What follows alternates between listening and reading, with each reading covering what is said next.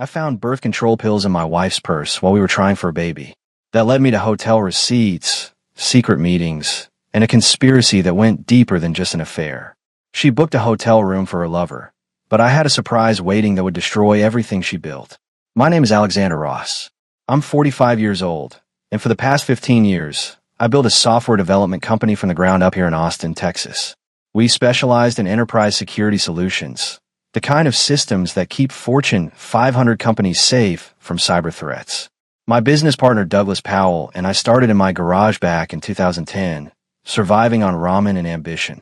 Now we employed 32 people and pulled in $8 million a year. Not bad for two guys who met in a community college coding class. I met Abigail at a business networking event 7 years ago. She was 34 then, sharp as a tack, working as a business development director for a mid-sized financial firm in downtown Austin. She had this confidence about her, the kind that turned heads when she walked into a room. Dark hair always styled perfectly, clothes that cost more than my first car, and a smile that could close deals or break hearts depending on her mood. We dated for 8 months before I proposed. Looking back, maybe I should have waited longer, gotten to know the real her instead of the version she wanted me to see. But I was 40 and tired of coming home to an empty house. She had a daughter, Madison, who was 12 at the time. Sweet kid, smart, nothing like her mother turned out to be. Abigail never talked much about Madison's father.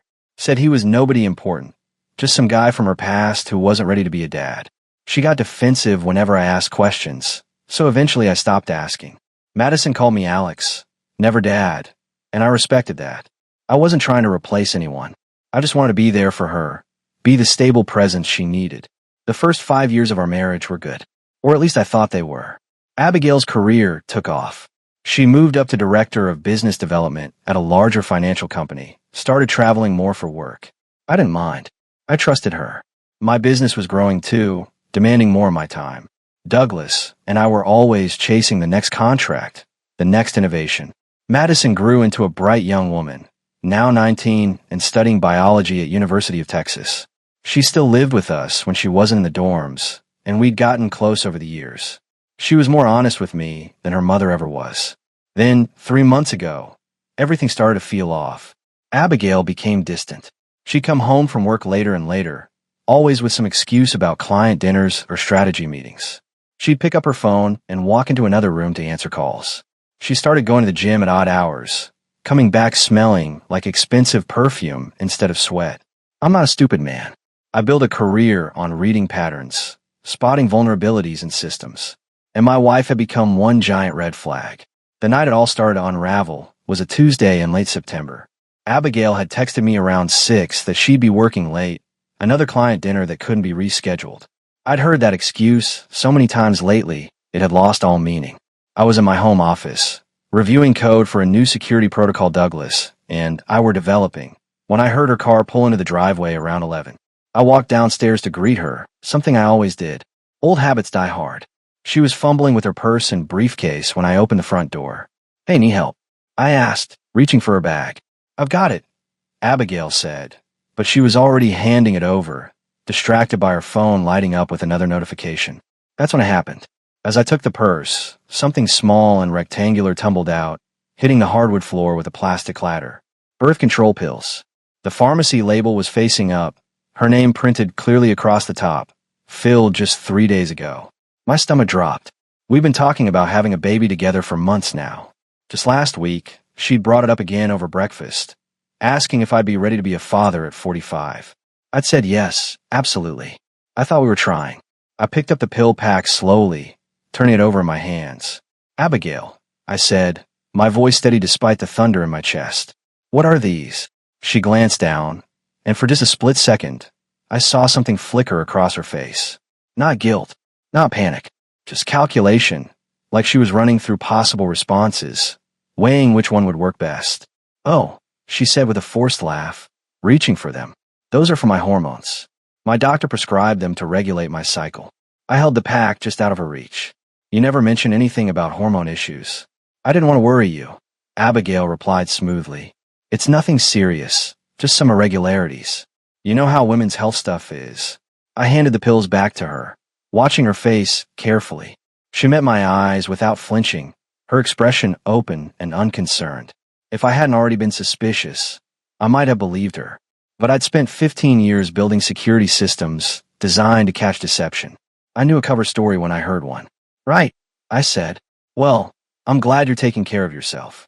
Always, she said, kissing my cheek before heading upstairs. I'm exhausted. Long day. I stood in the hallway for a long time after she disappeared into our bedroom, staring at the spot where the pills had fallen. My mind was racing through possibilities, each one worse than the last. If she was on birth control while telling me she wanted to try for a baby, that meant she was lying about something fundamental. And if she was lying about that, what else had she been lying about? The late nights, the secretive phone calls, the sudden interest in the gym, the expensive new lingerie I'd noticed in her drawer last week. It all clicked into place like lines of code, finally compiling correctly. I walked back to my office and opened my laptop. I'm a software developer. I know how digital footprints work, how people leave traces of themselves everywhere they go online. If Abigail was hiding something, she'd left evidence somewhere. I just needed to find it. I started with our shared credit card account, the one she thought I never checked.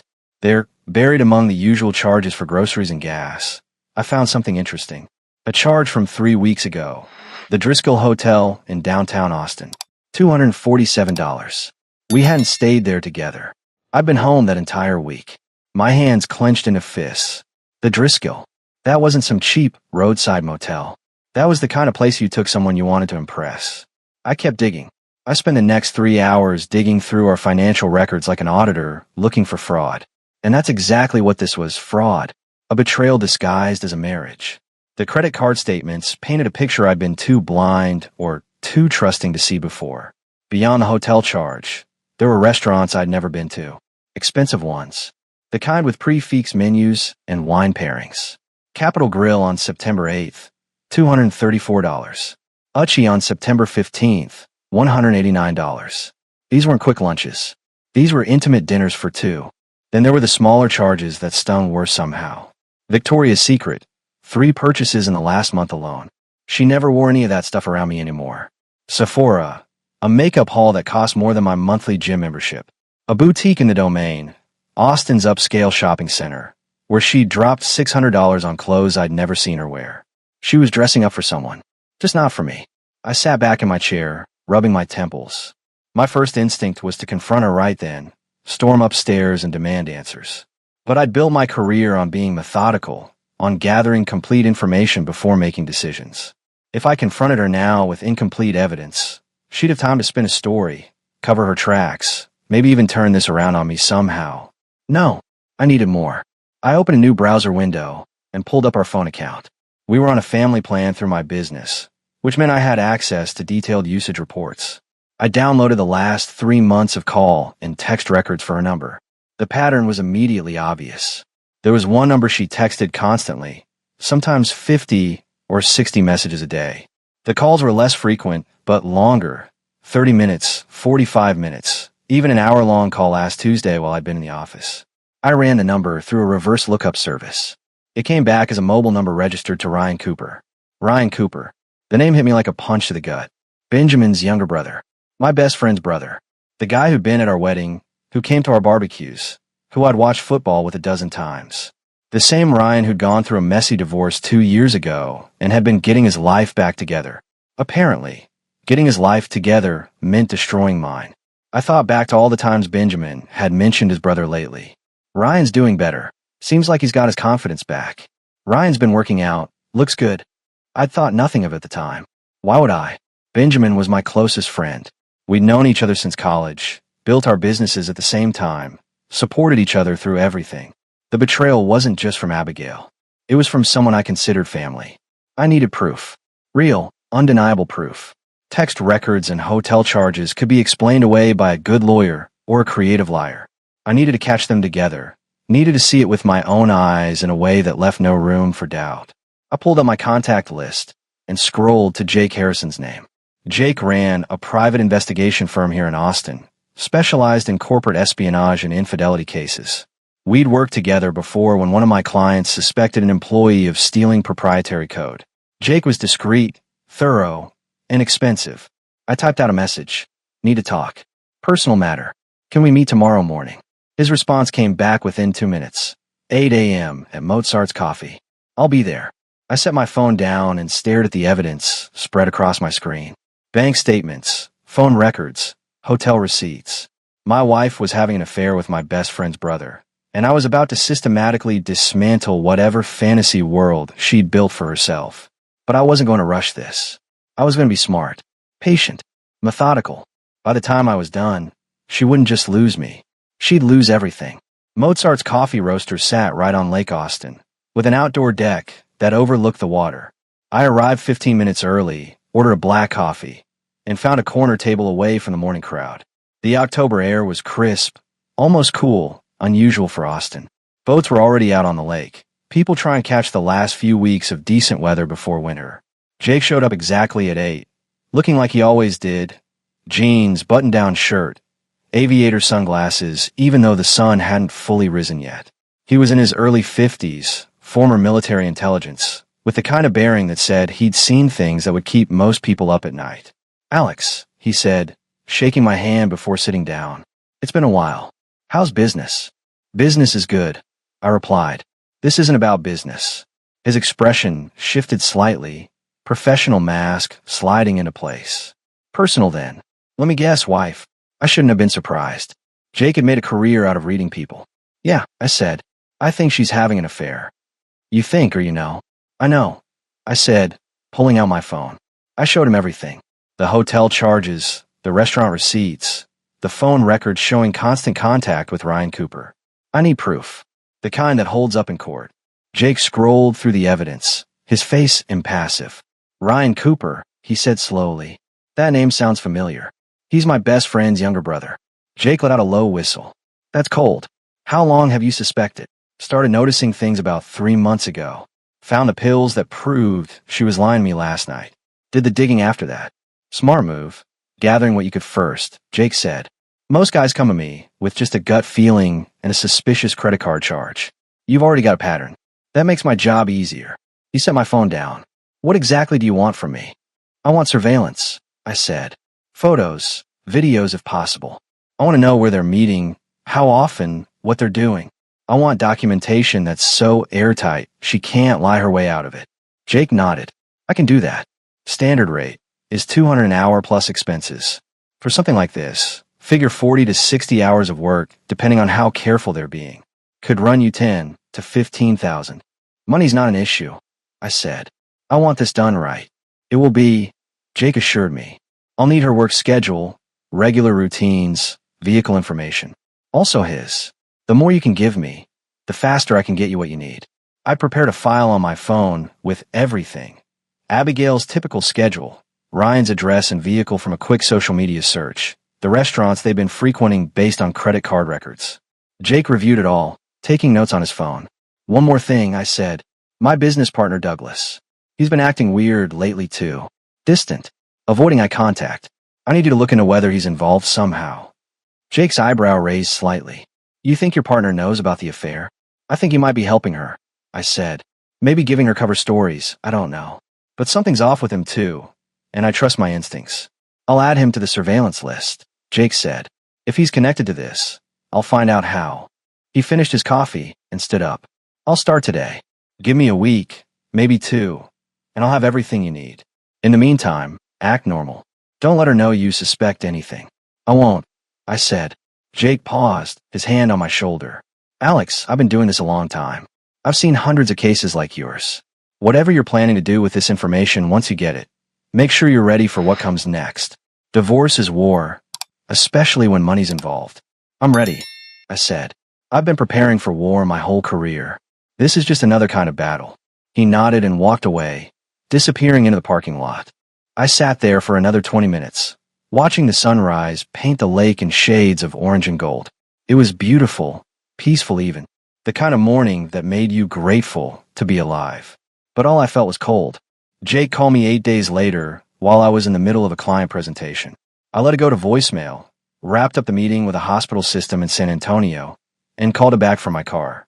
"I've got what you need," Jake said without preamble. "Can you meet me in my office in an hour?" "I'll be there," I replied. Jake's office was in a nondescript building off Research Boulevard. The kind of place you drive past 100 times without noticing. Third floor, Suite 304, with frosted glass doors and minimal signage. Inside, it looked more like a tech startup than a detective agency. Computer monitors, surveillance equipment, filing cabinets with serious locks. Jake gestured to a chair across from his desk and pulled up a series of folders on his computer. Your instincts were right, he said. Your wife and Ryan Cooper have been meeting regularly, and they're not being particularly careful about it. He clicked through a series of photographs.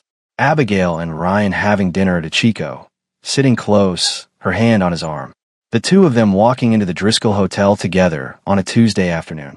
Ryan's hand on the small of her back. Both of them smiling like they didn't have a care in the world. Another photo of them leaving the hotel 3 hours later. Abigail's hair messier than when she went in, her lipstick gone. My jaw clenched so hard I thought my teeth might shatter, but I kept my expression neutral. When were these taken? Over the past week, Jake said. I followed her 4 different times. Twice to restaurants, twice to hotels. She meets him during her lunch hour usually, sometimes in the evening when she tells you she's working late.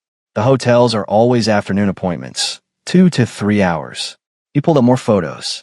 The two of them at Juliet Italian Kitchen, sharing a dessert, walking along Town Lake Trail, holding hands where they thought no one would see them, kissing in the parking garage of her office building. There's more, Jake said, his tone darkening. He opened another folder. Your business partner, Douglas Powell. My stomach dropped. What about him? Jake showed me a series of text message screenshots. I was able to gain access to Ryan's phone records through a contact I have. These messages are between Ryan and Douglas, starting about 5 months ago. I read through them, feeling sicker with each line. Ryan, she's asking questions. Think Alex suspects anything? Douglas, he hasn't said anything to me. I'll keep him distracted with the new contracts. Ryan, good. Abby's worried he's going to find out before we're ready. Douglas, just keep your heads down. I'll handle my end. Douglas has been covering for them, Jake said, creating fake business trips, giving your wife alibis, even setting up meetings to keep you occupied while they meet. He's been actively helping them hide the affair. The betrayal from Douglas hit almost as hard as Abigail's infidelity. We built a company together from nothing. 15 years of partnership, of trusting each other with everything.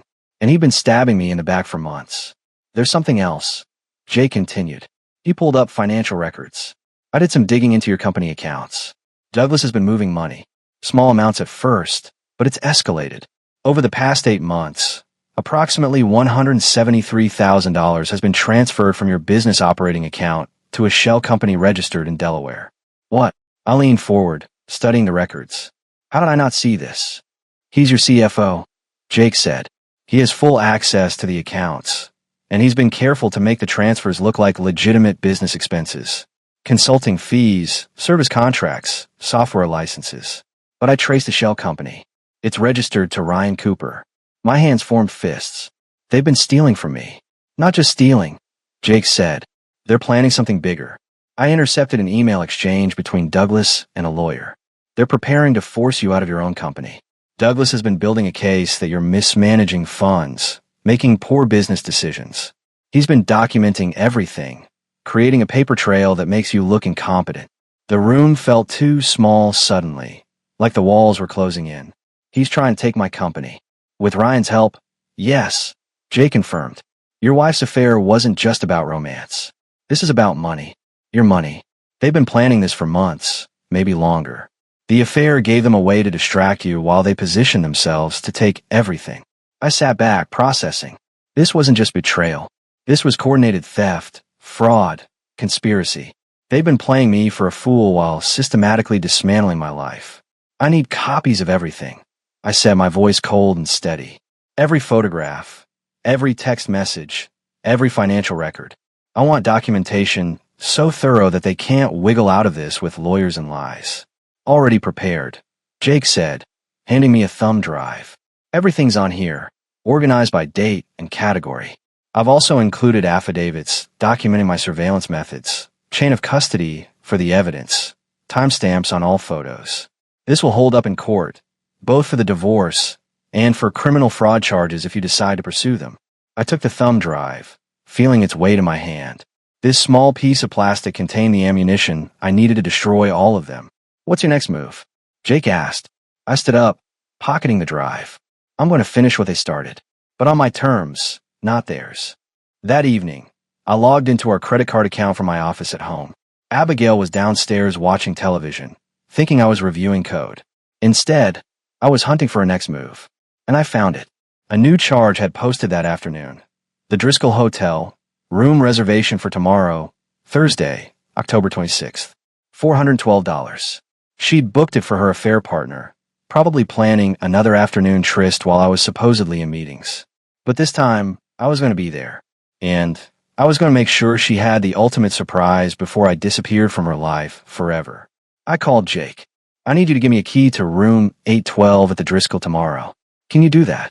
I have contacts at most major hotels, Jake said. What's the plan? She booked a room for tomorrow afternoon. I'm going to be there waiting when they arrive. You want me there as backup? No, I said. I want you outside with a camera. Get photos of them going in together. I'll handle the confrontation myself. The next day crawled by.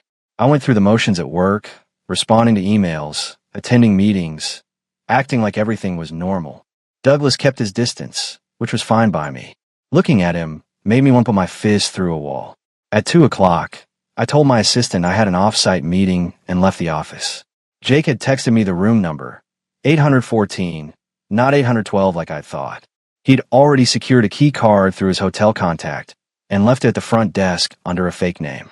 The Driscoll was Austin's oldest hotel, all historic charm and luxury. The lobby dripped with crystal chandeliers and ornate woodwork. I picked up the key card, took the elevator to the 8th floor, and let myself into room 814. It was a nice room. King bed with expensive linens, sitting area with a couch, minibar stocked with premium liquor. The kind of room you booked when you wanted to impress someone. I could see champagne chilling in an ice bucket on the dresser, 2 glasses waiting beside it. She'd thought of everything. I sat in the armchair facing the door and waited. Jake had texted that they'd arrived in the parking garage together 10 minutes ago. They'd be here soon. I didn't have to wait long. At 2:37, I heard the key card in the lock. The door opened, and Abigail walked in, laughing at something Ryan had just said. She was wearing a black dress I'd never seen before, her hair and makeup perfect. Ryan followed her in, his hand already reaching for her waist. They were 3 steps into the room before they saw me. Abigail froze mid-laugh, her face going pale. Ryan stopped behind her, confusion flickering across his features before recognition set in. Hello, Abigail, I said calmly, staying seated. Ryan. My wife's mouth opened and closed, no words coming out. Ryan at least had the decency to look guilty, taking a step back toward the door. I have to say, I continued, my voice conversational. You picked a nice room. Very romantic. The champagne is a nice touch. Alexander. Abigail finally managed, her voice shaking. This isn't. We weren't. You weren't what? I interrupted, standing up slowly. You weren't about to spend the afternoon in a hotel room with my best friend's brother? Because that's exactly what it looks like from where I'm standing. Ryan cleared his throat. Alex, listen, I can explain. Explain what, Ryan? I turned my gaze to him. Explain how you've been sleeping with my wife for months. How you and Douglas have been stealing from my company. How you've been planning to force me out of the business I built. The color drained from Ryan's face. He hadn't expected that. Yeah, I said. I know everything. Every hotel visit, every dinner, every text message.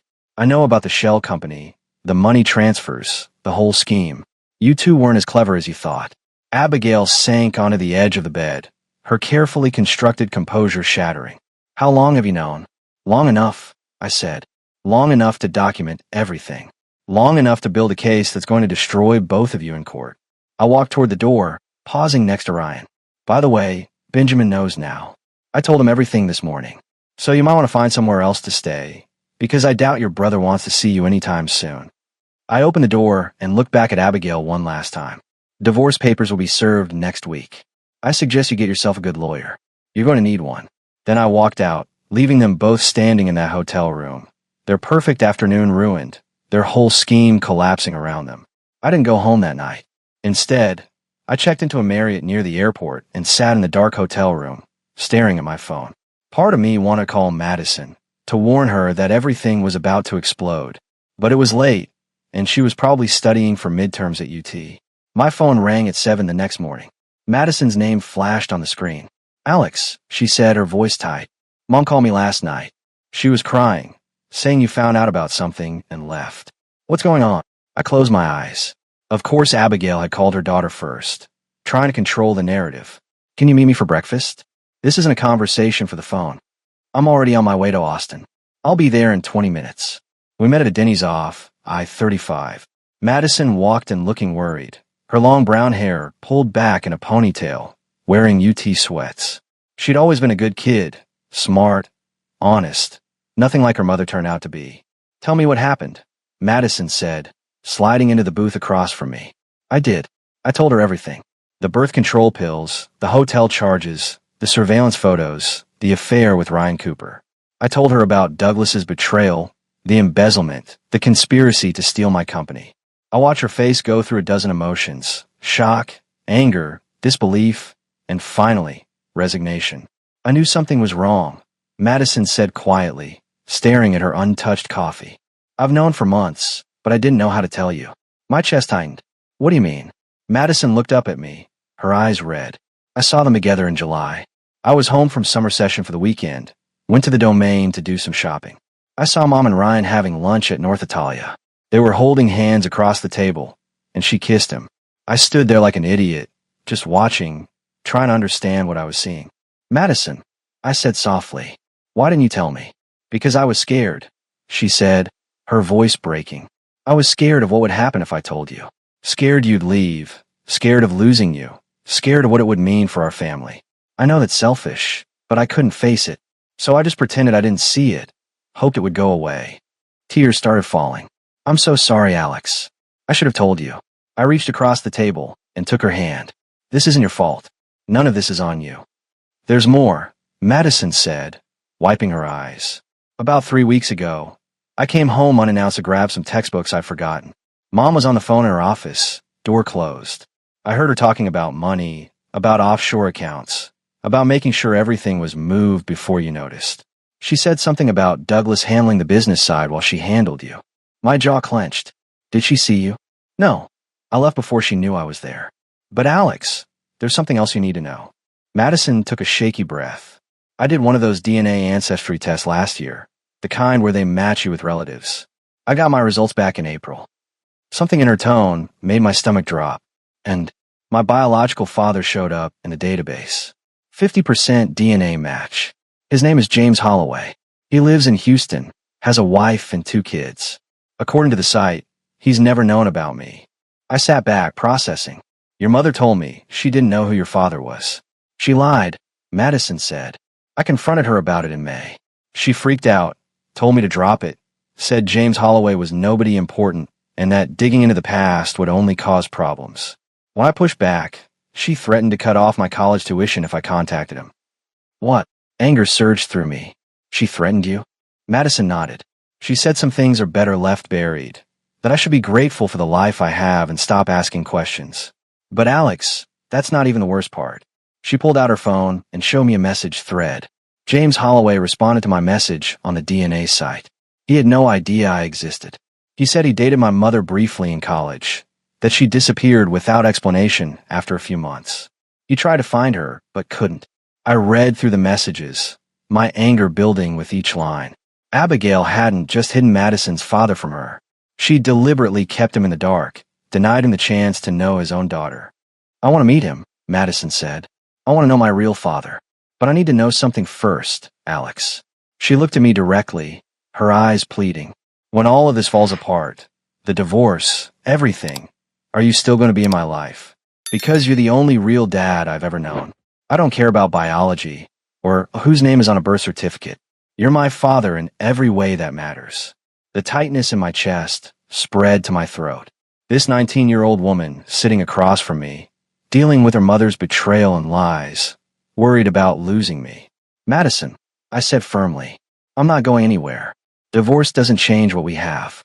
You're my daughter, and that's not negotiable. She started crying again, but this time with relief. Thank you, she whispered. We're going to get through this, I said. You, me, together. Your mother made her choices, and she's going to face the consequences. But you and I, we're solid. Madison wiped her tears and nodded. What happens now? Now I finish what I started, I said. I'm filing for divorce on Monday. I'm also filing criminal charges against Douglas and Ryan for fraud and embezzlement. And I'm going to make sure your mother doesn't get a penny she doesn't deserve. Good, Madison said, her voice steady now. She doesn't deserve you. She never did. After breakfast with Madison, I drove straight to my lawyer's office. Richard Thornton had handled my business contracts for years, but now I needed him for something more personal and far more important. Richard's office was in a high-rise downtown, all polished wood and leather chairs. He was in his late 50s, gray hair perfectly styled, with the kind of sharp eyes that missed nothing. We'd worked together long enough that he could read my mood the moment I walked in. "Alex," he said, standing to shake my hand. "You sounded urgent on the phone. What's going on?" I handed him the thumb drive from Jake. "My wife's been having an affair with my best friend's brother. My business partner has been helping them cover it up, and they've both been stealing from my company while planning to force me out. Everything's on there." Richard plugged the drive into his computer and spent the next 20 minutes reviewing the evidence in silence. When he finally looked up, his expression was grim. "This is worse than theft, Alex. This is organized fraud, conspiracy, breach of fiduciary duty. Douglas could face serious prison time for this." "Good," I said flatly. "What are my options?" Richard leaned back in his chair. "For the divorce, this is straightforward. Texas is a no-fault state, but adultery still matters when it comes to property division. With this evidence, you can argue for a disproportionate share of community property. Given that she was actively participating in fraud against your business, you have an excellent case." "I want full control of my company," I said. "Douglas's shares, everything. I want him completely removed." "That's trickier," Richard said. "You'll need to prove he violated your partnership agreement. But based on these financial records, you have clear grounds. He breached his fiduciary duty, engaged in self-dealing, and conspired to defraud the company. We can force a buyout at fair market value, or better yet, sue for damages that exceed his ownership stake." "Do both," I said. "I want him to lose everything." Richard nodded. "I'll file a civil suit against Douglas and Ryan Cooper for fraud, embezzlement, and conspiracy. We'll also file a criminal complaint with the Travis County DA. The evidence here is solid enough that they'll likely prosecute." "What about Abigail? Can we freeze her access to accounts?" "We can file for a temporary restraining order, preventing her from accessing joint accounts or selling community property. Given the evidence of her involvement in the fraud scheme, the judge will likely grant it. We should also subpoena her bank records. If she's been hiding money in offshore accounts like Madison mentioned, we need to find it." I told Richard about my conversation with Madison, about overhearing Abigail discuss offshore accounts. "How do we track that down?" "I'll bring in a forensic accountant," Richard said. "Someone who specializes in finding hidden assets. If your wife has been moving money offshore, there will be a trail. Bank transfers, wire records, cryptocurrency transactions. We'll find it." "There's one more thing," I said. "Madison. She's Abigail's biological daughter, but I've raised her since she was 12. I want to make sure she's protected in all of this.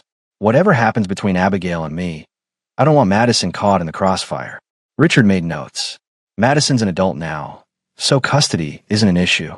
But we can include provisions in the divorce decree addressing her college expenses, making sure Abigail can't use tuition as leverage. We can also set up a trust for Madison's benefit, funded from your separate property, that her mother can't touch." "Do it," I said. Richard spent the next hour outlining the strategy. File for divorce immediately, with full documentation of the affair. Simultaneously file criminal complaints against Douglas and Ryan. Sue them both civilly for damages. Freeze all joint accounts. Subpoena financial records from Abigail, Douglas, Ryan, and any connected entities. Bring in forensic accountants to track hidden money. File for a temporary restraining order preventing Abigail from coming near me or the office. "This is going to get ugly," Richard warned. "When Abigail realizes you're not just divorcing her, but coming after her legally and financially, she's going to fight back hard. She'll hire expensive lawyers, try to drag this out, maybe even try to paint you as the villain." "Let her try," I said. "I have evidence, documentation, and witnesses. She has lies and excuses. This isn't a fair fight, and I'm fine with that." Richard pulled out his phone. "I'm calling our forensic accounting firm right now. They'll start digging into your company books tonight. Trace every dollar Douglas moved. I'll also have our investigators start looking into Abigail's recent activity, any large cash withdrawals, travel to offshore banking havens, anything suspicious. He made the call, then turned back to me. One last thing, Alex. Once we file these papers on Monday, there's no going back. Your marriage is over, your business partnership is over, and people you've known for years are going to go to prison. Are you absolutely certain this is what you want? I thought about Abigail's lies, Douglas's betrayal, Ryan's smirking face in that hotel room. I thought about the $173,000 they'd stolen, the company they'd try to take, the life they'd try to destroy. I've never been more certain of anything, I said. Then let's burn it all down, Richard said. Legally, completely, and without mercy. Monday morning arrived like Judgment Day. Richard filed the divorce papers at 8 a.m. sharp, along with civil suits against Douglas and Ryan for fraud and embezzlement.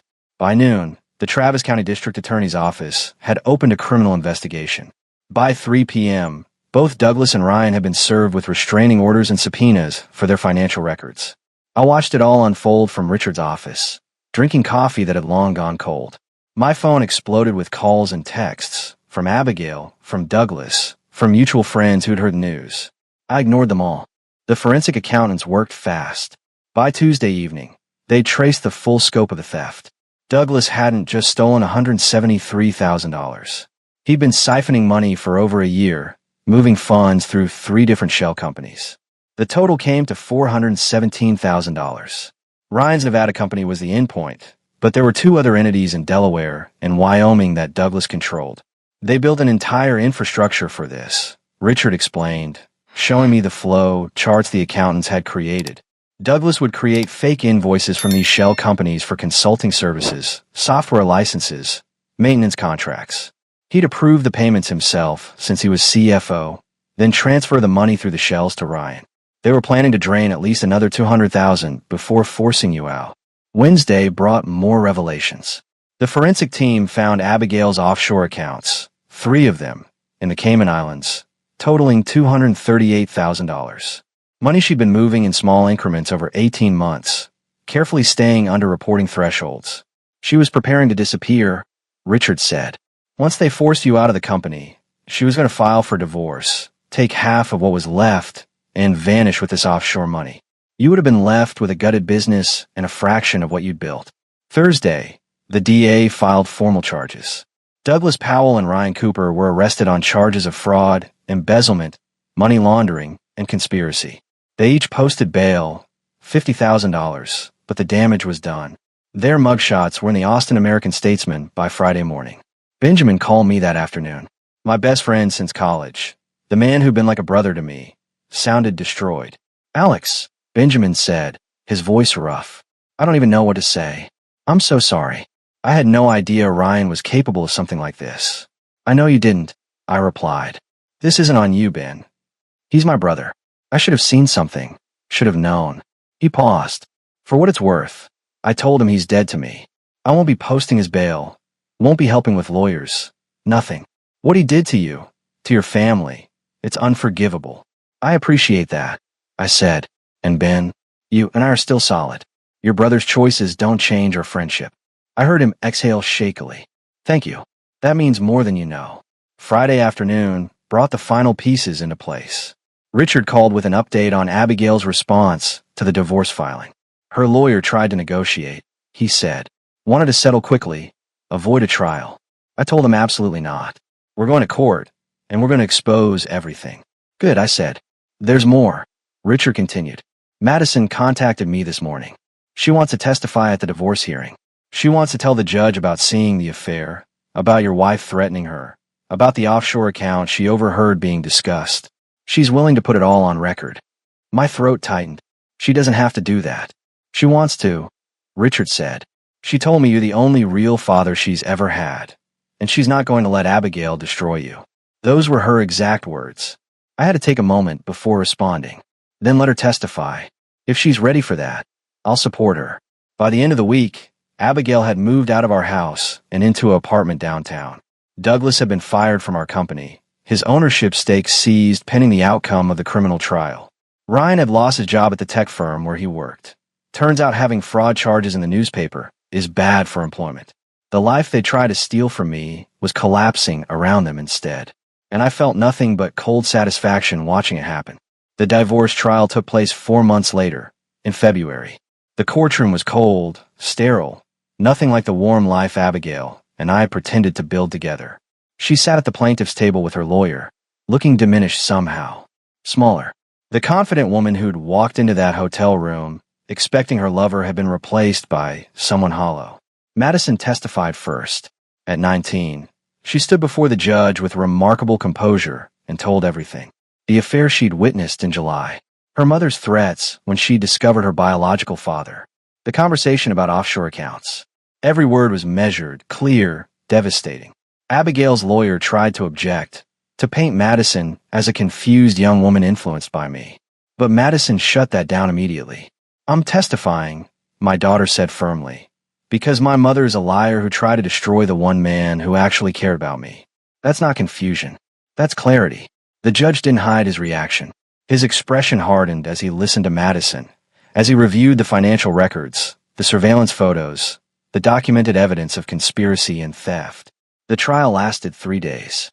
In the end, the judge awarded me 92% of our community property. Abigail got her car, some personal belongings, and exactly 8% of her shared assets. The offshore accounts were frozen and awarded to me as restitution. The house, the investments, everything else mine. Furthermore, the judge said, looking directly at Abigail, given the evidence of fraud, theft, and conspiracy presented in this case, I'm ordering you to pay Mr. Ross's legal fees in their entirety. Your behavior throughout this marriage has been reprehensible, and this court will not reward deception. The criminal trial for Douglas and Ryan happened in April. Both pleaded guilty to avoid longer sentences. Douglas got 4 years in federal prison for fraud and embezzlement. Ryan got 3 years for conspiracy and money laundering. Both were ordered to pay full restitution, every dollar they'd stolen, plus interest and penalties. My company survived. Better than survived, it thrived. Without Douglas's theft, our profit margins improved immediately. I brought in a new CFO, someone I'd known for years and trusted completely. We landed 2 major contracts in March, another 3 in April. By summer, we doubled our revenue from the previous year. Madison transferred to UT's satellite campus in Austin, moving into an apartment near campus. But she came to the house for dinner twice a week, and we'd spend weekends hiking in the hill country or catching Longhorns games. She'd also connected with her biological father, James Holloway. He drove up from Houston once a month to visit her, grateful for the chance to know his daughter. You know what the weirdest part is? Madison said one evening over dinner at my place. We were eating tacos on the back deck, watching the sunset paint the Texas sky in shades of orange and purple. "What's that?" I asked. "I'm happier now than I was before. When Mom was here, there was always this tension, this feeling like something was wrong. Now it's just peaceful, real." She looked at me. "Thank you for not giving up on me." "Never," I said. "You're stuck with me, kid." 10 months after everything fell apart, I stood in my home office looking at the framed photo on my desk. It was for Madison's 20th birthday party last month. Her, me, and James Holloway, all smiling together. 3 people connected not by blood or obligation, but by choice. Abigail had tried to destroy my life to build her fantasy. Instead, she destroyed herself and lost everything that mattered. Douglas and Ryan sat in prison cells, their careers and reputations ruined. And me? I was standing in a house that was finally peaceful, with a daughter who'd chosen me, running a company that was stronger than ever. Sometimes people ask if I regret how I handled it, if I think I went too far, was too ruthless. I tell them the truth. I have no regrets. I protected what was mine, defended the people I loved, and made sure the people who betrayed me faced real consequences. That's not revenge. That's justice. And I sleep just fine at night knowing I earned it.